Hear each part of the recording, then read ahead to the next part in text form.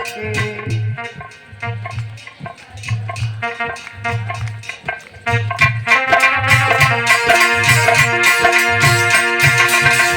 ताली बजा दे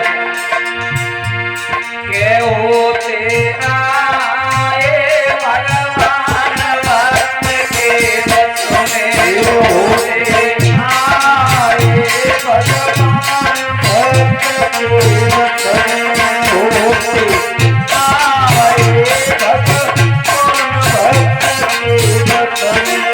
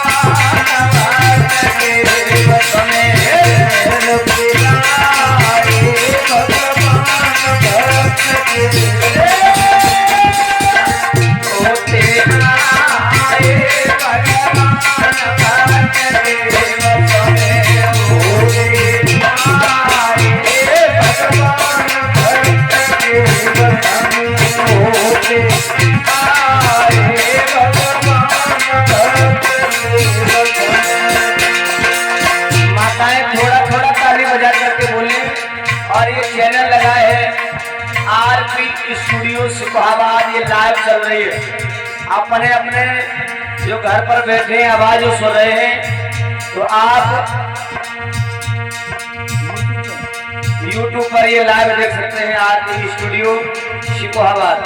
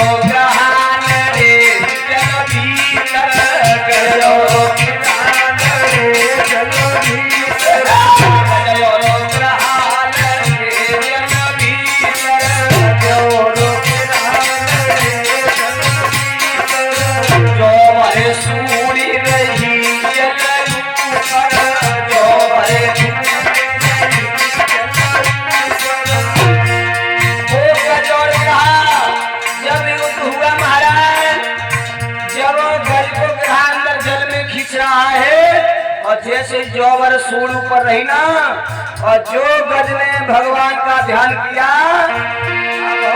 अरे भैया नारे के फल छोड़ा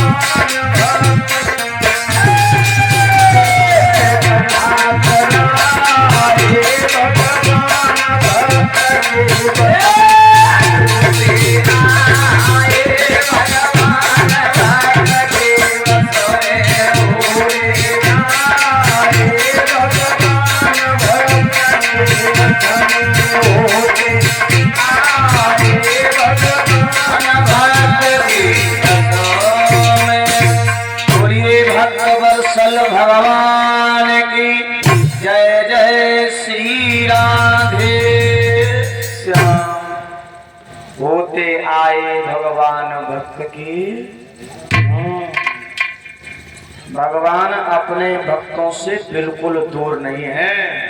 क्यों कहा है?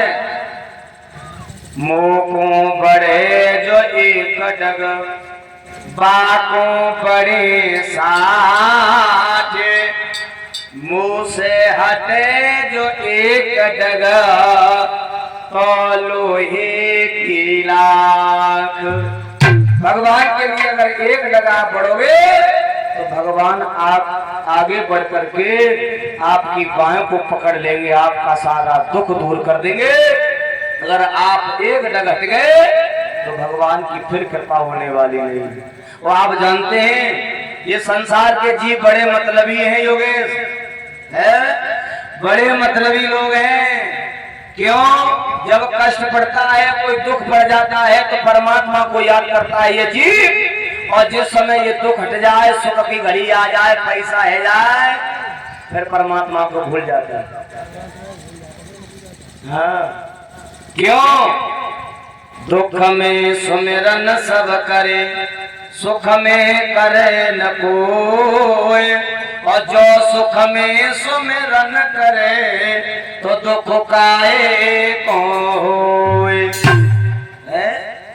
दुख में और सुख में दोनों में परमात्मा को याद करते रहिए तो कभी जीवन में कोई कष्ट नहीं आएगा। वही समझा रहे हैं आचार्य सुखदेव मुनि महाराज उत्तरानंदन परीक्षित महाराज को। कह रहे, हे राजन परीक्षित लाल, जब लक्ष्मी मैया को मालूम पड़ा, लक्ष्मी मैया आई और उन्होंने रक्षा सूत्र बंधन कलाई में बांधा, तो राजा बलि ने कहा, बहन मांगो, क्या मांगना चाह रही हो? तो लक्ष्मी मैया कहने लगी, भैया जो मैं मांगूंगी वो तुम दे दोगे? हाँ मांगो ना। कहने लगी, हम और कुछ लेवे नहीं आई, केवल जो तुम्हारे पहरेदार है वही हमें दे दो। और जो पहरेदार को मांगा तो राजा बलि ने कहा, बहन तूने आज मेरे भगवान को मांगा है। और उसी समय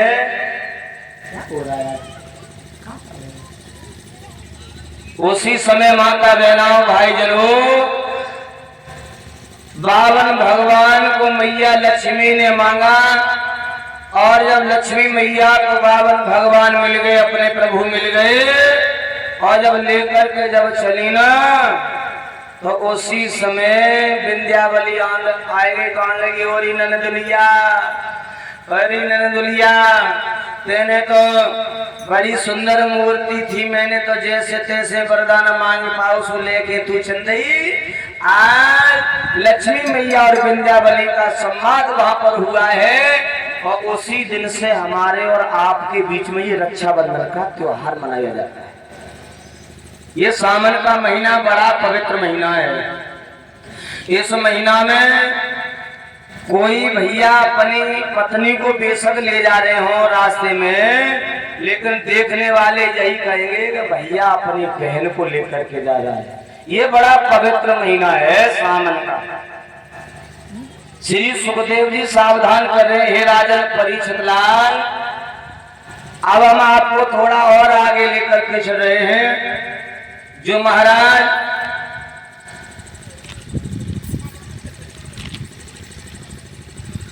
आगे चल करके जो सूर्यवंश की कथाएं हैं, और सूर्यवंश की कथाओं में अब आप ध्यान देना, भगवान विष्णु की नाभि से कमल हुआ, कमल से ब्रह्मा जी प्रकट हुए, ब्रह्मा से मरीच पैदा हुए, मरीच से कश्यप पैदा हुए, कश्यप से विश्वस्वामी पैदा हुए, और विश्वस्वामी से महाराज सूर्य पैदा हुए, सूर्य की संज्ञा पत्नी से महाराज श्राद्ध देवमन पैदा हुए। और जब श्राद्ध देवमन पैदा हुए हैं, अब जान देना, जब ये शादी के योग्य हुए, इनका विवाह करवा दिया गया, और जब विवाह करवा दिया गया है तो बहुत दिनों तक इनके आंगन में कोई संतान नहीं हुई, और जब संतान नहीं हुई है तो इन्होंने अपने यहाँ वशिष्ठ जी को बुला करके पुत्र यष्ट यज्ञ करवाया, और जब पुत्र यष्ट यज्ञ करवाया है तो महाराज रानी की इच्छा जो थी बड़ी बलवती हुई, तो महाराज के आंगन में लड़का पैदा नहीं हुआ, एक लड़की पैदा हुई। तो श्राद्ध देव मन ने कहा प्रभु अब तो ये हमारा सिंहासन तो सोना ही रहेगा, ये लड़की है और लड़की तो पराये घर की अमानत हुआ करती है, तो क्या करें। जब ज्यादा करोड़ क्रंदन किया श्राद्ध देव मन ने, तो उन्होंने दोबारा यज्ञ करवाया, और जब दोबारा यज्ञ करवाया है तो उसी लड़की का लड़का बना दिया भगवान ने अपनी माया के द्वारा। और जब लड़का बनाया है तो उसका नाम सुधुम्मन कुमार पड़ा। अब ध्यान देना, सुधुम्मन कुमार धीरे धीरे आंगन में बड़े होने लगे, और जब बड़े हो रहे हैं, आज सांडे में कोई दिक्कत है, हमें बहुत परेशानी हो रही है, खाना का दिक्कत हो रही है, आवाज फेंके ना भैंस बड़ा हुआ है।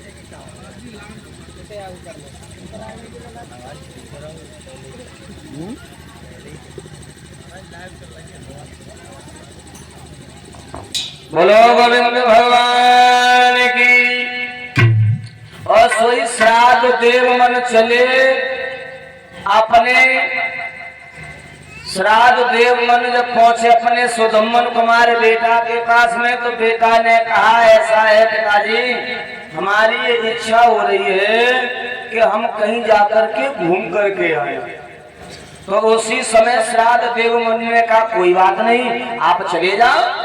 तो उसी समय सुधुम्मन कुमार अपने साथ के सखाओं को लेकर के चले, और जब चले हैं धीरे धीरे धीरे धीरे आगे बढ़े, तो ये अंबिका विपन में पहुंच गए।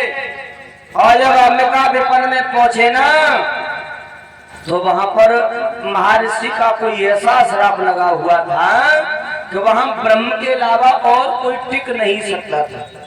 और जैसे ही अंबिका विपन में प्रवेश किया, तो जितने वो लड़के थे सब भगवान की कृपा से लड़की बन गए, सुधुम्मन कुमार भी लड़की बन गए। तो जो साथ गए थे वो वापस आ गए, लेकिन सुधुम्मन कुमार शर्म की वजह से वापस नहीं आए। और जब वापस नहीं आए हैं, सारा हाल आकर के महाराज श्राद्ध देव मन को बताया, तो श्राद्ध देव मन घबराने लगे, कहने लगे अब क्या होगा, अब क्या होगा। इधर ये सुधुम्मन कुमार उसी अंबिका विपन में घूम रहे हैं, वहां पर इनका नाम इला पड़ा, और इला बने हुए ये घूम रहे हैं। आगे चले हैं तो उसी वन में चंद्रवंशी राजा बुद्ध की कुटिया थी, और ये इला घूमती हुई वहीं पर पहुंच गई। और जब महाराज बुद्ध की नजर इन पे पड़ी है, इनकी नजर जब उन पर पड़ी, तो एक दूसरे पर मोहित हुए।